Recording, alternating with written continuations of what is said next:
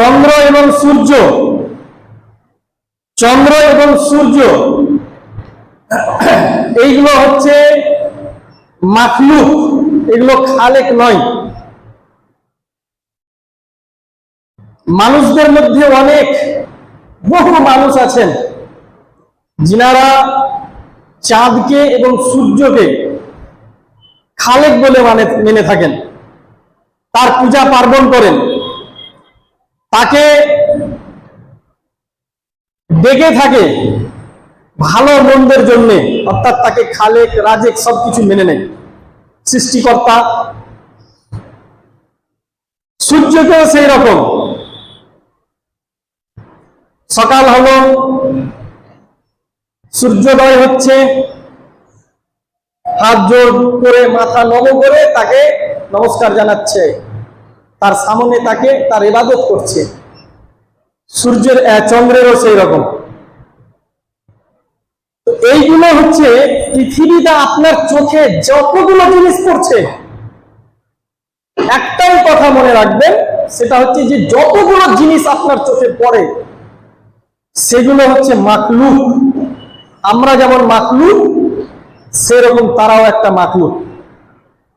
রবকে চোখে দেখা যাবে না, পৃথিবীর চোখে, এই যে আমাদের এখন যে দুটো চোখ আছে, এই চোখে রবকে দেখা যাবে না। লা তুদরিকুহুল আবসার ওয়া লা ইউদরিকুল আবসার। রবকে আবসার চোখ, রবকে চোখে দেখা যাবে না, চোখে রবকে চোখে ছুঁতে পারবে না, অর্থাৎ রবকে দেখতে পাওয়া যাবে না। দেখবে কখন? কিয়ামতের দিন। কিয়ামতের দিন দেখবে। আল্লাহ রাসূল উদাহরণ দিচ্ছেন কি রবকে মুমিন ব্যক্তিরা সেই রকম দেখবে যেই রকম 14 তারিখের চাঁদ, যে চাঁদটা চাঁদের মাসে 1 তারিখ চাঁদ উঠলো, 1 তারিখ 2 তারিখ করে 14 তারিখ যেই দিন হবে, সেই দিন যেমন সম্পূর্ণ চাঁদটা উঠে এবং আকাশে থাকে, পৃথিবীর প্রান্তে যখন যে পৃথিবীর প্রান্তে যে যে প্রান্তেরই 14 তারিখ হবে, সেই গোটা চাঁদটা উঠে থাকবে, যেমন চাঁদ দেখতে অসুবিধা হবে না, সেই রকম কিয়ামতের দিন রবকে দেখতে অসুবিধা হবে না। আল্লাহ রাসূল এই ডেফিনিশন দিয়েছেন। ইনশাআল্লাহ আমরা সেদিন আমাদের রবকে দেখব। তবে এইগুলো হচ্ছে মাখলুক, এর ইবাদত করা জায়েজ নয়। একে অলক্ষণ কুলক্ষণ আমাদের মাঝে একে কেন্দ্র করে হয়ে থাকে, এগুলো হচ্ছে শিরক। যে অলক্ষণে বা কুলক্ষণে কথা বলে থাকি তাদেরকে দেখে, এগুলো হচ্ছে শিরকের দরজায়, শিরকের কাছাকাছি চলে যায়। সময় পেলে ইনশাআল্লাহ আমি এই শিরকের ব্যাপারটা বুঝিয়ে দেব। চাঁদ এবং সূর্যের ব্যাপারে, চাঁদ বাজাতে খুদ নিজে সে কারো ক্ষতি করতে পারে না, সূর্য নিজে সে কোনোদিন কারো ক্ষতি করতে পারে না, কারো উপকারও করতে পারে না। আল্লাহ যতটুকু তাকে দিয়েছেন শক্তি, ততটুকুই। চাঁদের কাজ শুধুমাত্র আলো দেখানো, শুধু আলো দিবে, রশ্মি লাইট দেবে সে, আবার সেই লাইটটা কিন্তু তার নিজস্ব নয়। তাহলে সে প্রভু কি করে হতে পারে? সূর্য তার নিজস্ব আলো, আল্লাহ তাকে এমন পাওয়ার দিয়েছেন, সেন্স দিয়েছেন, যে আলো চতুর্দিকে ছড়ায়, চতুর্দিকে ছড়ায়, বিশাল বড়। বৈজ্ঞানিকেরা মেপেও নিয়েছেন, আজকাল মেপে নিয়েছেন যে এত বড় 13 কোটি হয়ে গেলে 13 কোটি জমিন তার ভিতরে চলে আসবে।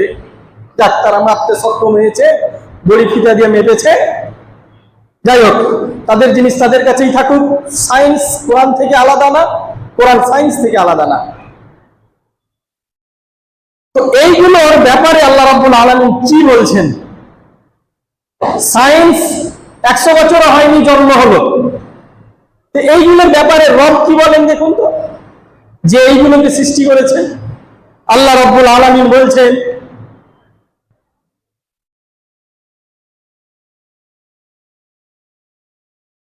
ওয়ালাম তারা, মান ফিস সামাওয়াতি ওয়াল আরদ ইয়াসজুদু লাহু মান ফিস সামাওয়াতি ওয়া মান ফিল আরদ ওয়াশ-শামসু ওয়াল কমারু ওয়ান নুজুমু ওয়াশ-শাজারু ওয়াদ-দাওয়াব ওয়া কাসীরুম মিনান নাস। আল্লাহ বলছেন তোমরা কি দেখো না যে আসমানের ভিতরে, আসমান এবং জমিনের ভিতরে যা কিছু আছে ইয়াসজুদু লাহু, আল্লাহকে সাজদা করে।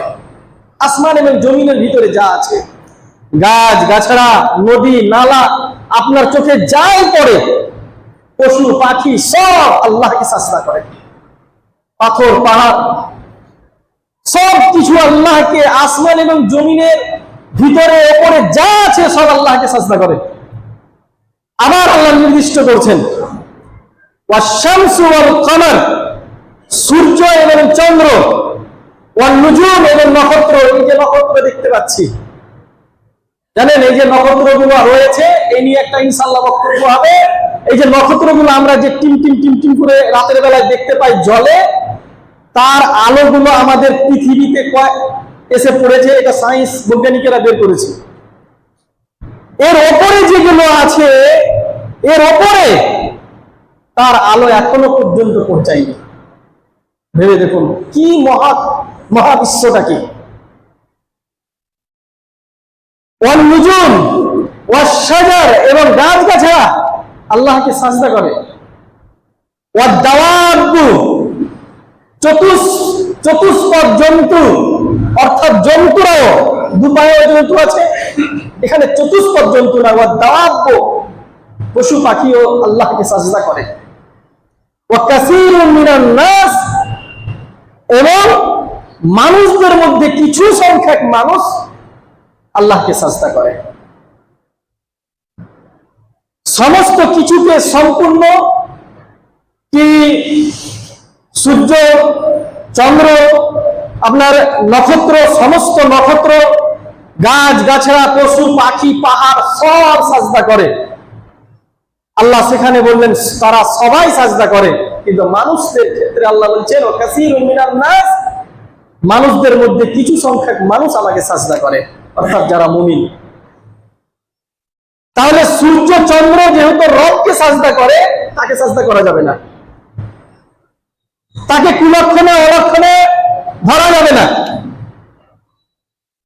আজ বহু কথা হয়ে যাবে এই নিয়ে, যদি বলা যায় যে কুলক্ষণে অলক্ষণে কি। আল্লাহ আরো বলছেন, দেখুন কোরআনে ওয়াসাখখারা লাকুমুশ শামসা ওয়াল কমার, সূরা ইব্রাহিমে আছে ওয়াসাখখারা লাকুমুশ শামসা ওয়াল কমারা দাইবাইন, কি সূর্যকে এবং চন্দ্রকে তোমাদের কল্যাণের জন্য নিয়োজিত করা হয়েছে। আল্লাহ বলছেন ওয়াসাখখার, পিছে লাগিয়ে দেওয়া, তাবে করে দেওয়া, তার মতো তৈরি করে দেওয়া। আমি যেভাবে তাকে চালাবো সেইভাবে তাকে চলতে হবে। আল্লাহ সেই চন্দ্রকে মানুষের কল্যাণের জন্য নিয়োজিত করেছে, কিন্তু মানুষ এতটাই বোকা যে আজ তার তাবে হয়ে গেছে। তার থেকে বেহতরিন উম্মত, তার থেকে বেহতরিন জাত হচ্ছে মানুষ, কিন্তু মানুষ আজ এত নিকৃষ্ট হয়েছে যে তাকে তার সামনে মাথা নত করছে, তার কাছে চাইছে, তাকে ইলাহ মনে করে, তাকে খোদা মনে করে। উলাইকা কালানাম, এরাই হচ্ছে চতুষ্পদ জন্তু। এই চতুষ্পদ জন্তু মানুষের জন্য বলা হয়েছে। এগুলো অনেক ব্যাখ্যা পাবেন। সূরা হামিম সাজদা, যার দ্বিতীয় নাম সূরা ফুসসিলাত, সেই সূরায় এগুলো যে আয়াতগুলো আমি তেলাওয়াত করলাম, বেশিরভাগ সাজদা আছে। এই আয়াতগুলোর পরেই সাজদা আছে, আয়াত শেষ সাজদা। হামিম সাজদায় আল্লাহ রাব্বুল আলামিন বলছেন ওয়া মিন আয়াতিহিল লাইলু ওয়ান নাহার ওয়াশ-শামসু ওয়াল কমার, আল্লাহর নিশানি, আল্লাহর নিদর্শন হচ্ছে রাত এবং দিন, সূর্য এবং চন্দ্র। ওয়া মিন আয়াতিহিল লাইলু ওয়ান নাহার ওয়াশ-শামসু ওয়াল কমার, রাত দিন সূর্য চন্দ্র এগুলো হচ্ছে আল্লাহর নিদর্শন। তোমাদের বুঝার জন্য এইগুলো আল্লাহ দিয়েছেন, তোমাদের কল্যাণের জন্য আল্লাহ এগুলো দিয়েছেন। রাত দিনের পরে আছে, দিন রাতের পরে আছে। সূর্য যখন উদয় হয় বা সূর্য যতক্ষণ থাকে ততক্ষণ চাঁদ থাকে না, চাঁদের আলো থাকে না। চাঁদের একটাই কাজ, যেটা আলো দেওয়া। সূর্য যতক্ষণ থাকবে আলো দিবে না, সূর্য ডুবে গেলেই সে আলো দিতে শুরু করে। এগুলো তোমাদের কল্যাণের জন্য। তোমরা কি করবে? লা তাসজুদু লিশ-শামসি ওয়ালা লিল-কামার, লা তাসজুদু লিশ-শামস, তোমরা সূর্যকে সাজদা করো না, ওয়ালা লিল-কামার, আর নাই তোমরা চন্দ্রকে সাজদা করো। ওয়াসজুদু লিল্লাহ, আল্লাহকে সাজদা করো। ইন কুনতুম ইয়াহু তা'বুদুন, যদি তোমরা সত্যিকারের ইবাদত করতে চাও, যদি তোমরা সত্যিকারের বান্দা হয়ে থাকো, ইবাদত করতে চাও তাহলে তোমরা আল্লাহকে সাজদা করো। আমি যে আয়াত পড়লাম সূরা হাক্কার, ওয়া খাসাফাল কামর, যেদিন চাঁদ বেনূর হয়ে যাবে, আলোহীন হয়ে যাবে। যে জিনিস আলোহীন হয়ে যায় সে প্রভু কি করে হতে পারে?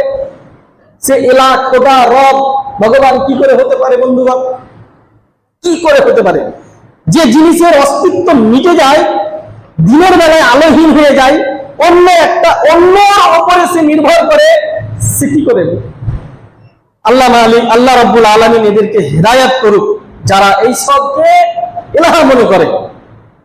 বহু আয়াত রব্বুল আলামিন এই নিয়ে নাজিল করেছেন। বন্ধুগণ, তাকে সাজদা করা, তার সামনে মাথা নত করা, তার খুব প্রশংসা করা, তাকে কুলক্ষণে অলক্ষণে ধরা, এইগুলো সব শিরকের কাছাকাছি। বিনা কারণে আপনি গুনাহ করবেন, এগুলো কোন রকমের কোনো কিছু মুখ দিয়ে বের করবেন না। আমি যেমন একটা মাখলুক, আমরা যেমন একটা মাখলুক, সেও একটা মাখলুক, তাকেও রবের কাছে হিসাব দিতে হবে, তাকে সূর্যকেও রবের কাছে হিসাব দিতে হবে। সূর্য এবং চন্দ্র রবের হুকুমে চলে, তারা সূর্য এবং চন্দ্র রবের হুকুমে চলে। এই সূরা ফুসসিলাতে আল্লাহ রাব্বুল আলামিন বর্ণনা করেছেন। আসুন, সূর্য গ্রহণ কেন হয়? চন্দ্র এবং সূর্য গ্রহণ কেন হয়? চন্দ্র এবং সূর্য গ্রহণ হয়, আজ আমাদের বৈজ্ঞানিকেরা এটা বের করতে সক্ষম হয়েছেন যে সূর্য এবং চন্দ্র, সূর্য, আপনারা অনেকেই জানছেন বিষয়টা, আমি সায়েন্সের স্টুডেন্ট নই। সূর্য এবং চন্দ্র, তার মাঝখানে যদি পৃথিবী চলে আসে, আল্লাহ রাব্বুল আলামিন সবারই একটা কক্ষপথ করেছেন। সূর্য, চন্দ্র, গ্রহ, এতগুলো নক্ষত্র দেখছেন, সব আলাদা আলাদা কক্ষপথ আছে। পুকুরে যেমন আমরা গোসল করি 20 জন মিলে, কেউ কাউরির সাথে ধাক্কা লাগালেই হয় না। আপন রাস্তায় আমরা সাঁতার কাটতেই থাকি। যখন নিজে নিজে কেউ ধাক্কা মারার চেষ্টা করি, তখন কোল্যাপস হয়ে যায়, ডুবে যায়, আর সেখানে বন্ধ হয়ে যায় সাঁতার কাটা। আবার নতুন করে শুরু হয়, আর সেই কোল্যাপসটা হবে একবার কিয়ামতের সময়। তো আল্লাহ রাব্বুল আলামিন ফি কুল্লি ফালাকিন ইয়াসবাহুন, সমস্ত সবাই তারা সাঁতার কাটছে। তো এইরকম করে বৈজ্ঞানিকেরা বলছে, সূর্য এবং চন্দ্রের মাঝখানে যখন পৃথিবী চলে আসবে, তখন গ্রহণ লাগবে, তখন গ্রহণ লেগে যাবে। যাই হোক, ওনারা মহাকাশ বিজ্ঞানী স্টেশন করেছেন, সেখানে গিয়ে দেখেছেন হয়তো, যাই হোক, মেনে নিলাম। তবে এখান থেকে একটা জিনিস পরিষ্কার তাদের দ্বারা দিয়ে, কোরআনের আয়াত কতটা সত্য, আল্লাহ যে কোরআনের আয়াত, কোরআনকে নিজের বাণী বলেছেন কতটা সত্য, তাদের কথাতেই প্রকাশ হয়ে গেল। আল্লাহ বলছেন, ইয়াউমা নাতবিস সামা আকাতানিস সিজিল্লি লিল কুতুব, আমি চন্দ্র, সূর্য, আকাশে যা কিছু আছে সবকে আমি গুটিয়ে নেব, আমার হাতের তালুতে করে নেব, সবকে আমি গুটিয়ে নেব। আমরা জানি, যদি ধরুন কোন জিনিস অগাছলা ভাবে থাকে এখানে ওখানে ওখানে এখানে, তাহলে তাদেরকে লাইনে নিয়ে আসতে হয়, এক জায়গায় করতে হয়, তারপরে গুটানো যায়। যদি সায়েন্স দ্বারা বৈজ্ঞানিকরা এই কথাটা বলেছেন যে তারা এক লাইনে চলে আসে, যার জন্য গ্রহণ হয়, আল্লাহ সেটাকে আজ তারা আল্লাহ তাদের দ্বারা প্রমাণ করিয়ে নিয়েছেন। বলুন আলহামদুলিল্লাহ। কি গুটিয়ে নেবেন আল্লাহ। আর দ্বিতীয় যেটা, যে মানুষ গুনাহ করে আর গুনাহ করতে করতে করতে এমন একটা সময় চলে আসে যে সময়ে তার জীবন শেষ হয়ে আসে, আর জীবনটা যখন শেষ হয়ে যায় সে মরে যাবে। এইরকম চাঁদকে আল্লাহ করেছেন একটা নির্ধারিত সময়ের জন্য। আর এই নির্ধারিত সময়ের জন্য আল্লাহ রাব্বুল আলামিন মাঝে মধ্যে কি দেখো আমি কতটা ক্ষমতাশীল, যে সূর্য পৃথিবী থেকে 13 কোটি গুণ বড়, বা যতই বড় হোক, বড় আসলে সে বড়, এবং খুব সে তার উত্তাপ খুব, আমরা তো এত দূর পর্যন্ত সহ্য করতে পারি না। তার আলোকে আমি নিষ্ঠুর কিভাবে করে দিই, তাকে আমি কিভাবে ক্ষণিকের জন্য নিভিয়ে দিতে পারি, দেখো আমি এই ক্ষমতা রাখি। আল্লাহ মাঝে মধ্যে এই নিদর্শন দিয়ে থাকে যে তোমরা গুনাহ করো না, কিয়ামত কখন হয়ে যাবে, গুনাহ করো না, গুনাহতে লিপ্ত হও না। জামানা জাহিলিয়াতে অজ্ঞযুগের মানুষেরা ভাবত যে সূর্য গ্রহণ এবং চন্দ্র গ্রহণ এই জন্যই লাগে যে কোন মানুষ, কোন ব্যক্তিত্ব, অর্থাৎ দামি ব্যক্তিত্ব, সম্মানীয় ব্যক্তি আজ মারা গেছেন, বা সম্মানীয় ব্যক্তি আজ জন্ম নিয়েছেন। আল্লাহ রসুলের যুগে একবার উনি উনার জীবদ্দশায় একবার সূর্য গ্রহণ পেয়েছিলেন, আর সেই দিনই উনার ছেলে হযরত ইব্রাহিম মারা গেছিলেন। সেই দিনই ইমাম বুখারীর বাবের প্রথম দিক থেকে 2-4টা বাব বাদ দিয়ে দেখবেন সালাতুল খুসুফ বলে বাবই বেঁধে দিয়েছেন ইমাম বুখারী। এই হাদিসগুলো প্রথম দিকেই পেয়ে যাবেন। কি সেই দিনই উনি আল্লাহ রসুলের ছেলে, যার নাম ইব্রাহিম, উনি মারা যান, আর সেই দিনই সূর্যগ্রহণ লেগে যায়। আল্লাহর রসুল তাড়াতাড়ি করে, যেটা আমাদের করা উচিত এখন, আল্লাহ রসুল তাড়াতাড়ি করে সেখান থেকে উঠে মসজিদে চলে এলেন। এতটাও দেরি করলেন না যে উনার ঘাড়ে চাদর রয়েছে, সেই চাদরটা লটকাচ্ছে এবং ধুলোয় গড়তে গড়তে চলে যাচ্ছে। আল্লাহ রসুল সেটাকে উঠালেন না, উনি মসজিদে প্রবেশ করলেন। বৃষ্টি হতে গেলে আল্লাহ রসুল মসজিদে প্রবেশ করতেন। জানা নাই এতে যদি আযাব থাকে, তো আল্লাহ রসুল মসজিদে এসে নামাজ পড়তেন। বন্ধুগণ, কয়েকটাই আমি নোট করেছিলাম, সেগুলো হয়তো বলা যাবে না, নামাজের তারিকাটা আগে বলি। নামাজ, সমস্ত কিছুর নামাজ আলাদা আলাদা আছে। একটা সাধারণ নামাজ, যেমন আজকে এসেছি নামাজ পড়তে, আজকে জুমার দিন, জুমার নামাজ, যে জোহরের নামাজটাকে জুমায় পরিণত হয়েছে, 4 রাকাত না করে 2 রাকাত করা হয়েছে। এইরকম জানাজার নামাজ, আপনার সাধারণ যে নামাজগুলো, এই নামাজগুলো ফরজ পড়তেই হবে। এই নামাজের পদ্ধতি আমরা সবাই জানি। জানাজার নামাজ, ওটাও তো আমরা সালাত বলি, নামাজ বলি, কিন্তু ওখানে সাজদা হয় না, শুধু বুকে হাত বেঁধে দোয়া বলে সালাম ফিরিয়ে দিই, ওখানে সাজদা হয় না, আলাদা। এইরকমই সালাতুল খুসুফ, চন্দ্র এবং সূর্য গ্রহণের নামাজ আলাদা হয়, যে নামাজটা আমরা হয়তো অনেকেই জানি না সেই দিন আমরা নামাজ পড়েছি কিনা। এই নামাজটা কি জানেন? এই নামাজটা হচ্ছে সুন্নাতে মুআক্কাদা। আমরা এই সুন্নাতকে মৃত করে দিয়েছি, এই সুন্নাতকে আমরা জীবিত করিনি। এই ফতোয়ার দিকে আমরা হাজার ফতোয়া, এই পকট থেকে ওই পকট থেকে, বুক পকট থেকে খালি ফতোয়া বেরিয়ে যাচ্ছে, বেদাত, হালাল, হারাম, আর এই আর ওই ফতোয়া বেরিয়ে যাচ্ছে। কিন্তু আজ পর্যন্ত কোনোদিন শুনতে পেলাম না যে তারা সালাতুল খুসুফ এবং সালাতুল কুসুফের ব্যাপারে বক্তব্য দিয়ে জনগণকে নামাজ পড়িয়েছেন। আমি আজ পর্যন্ত নজির পেলাম না আমার এলাকায়।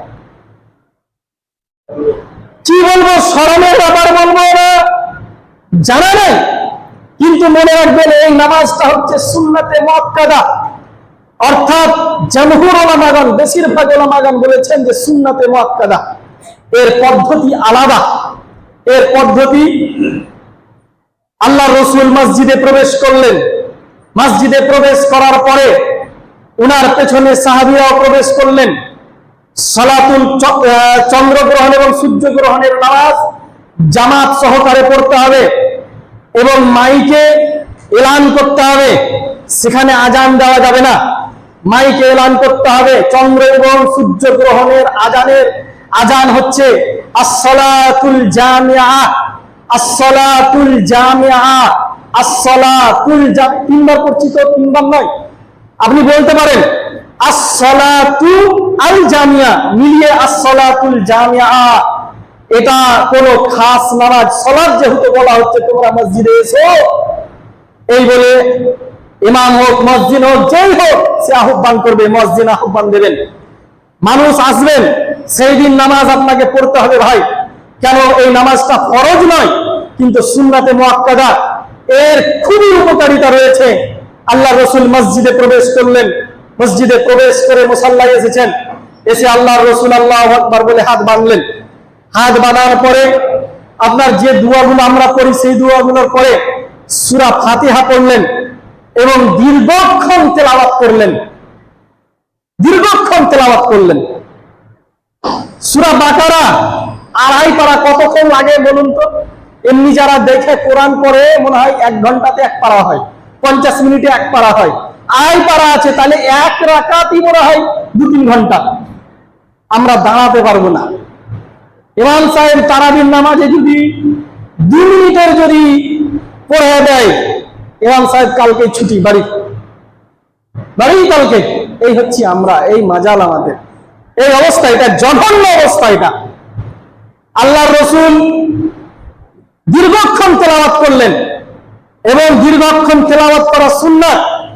যাদের সূরা মুখস্থ নেই তারা কি করবে?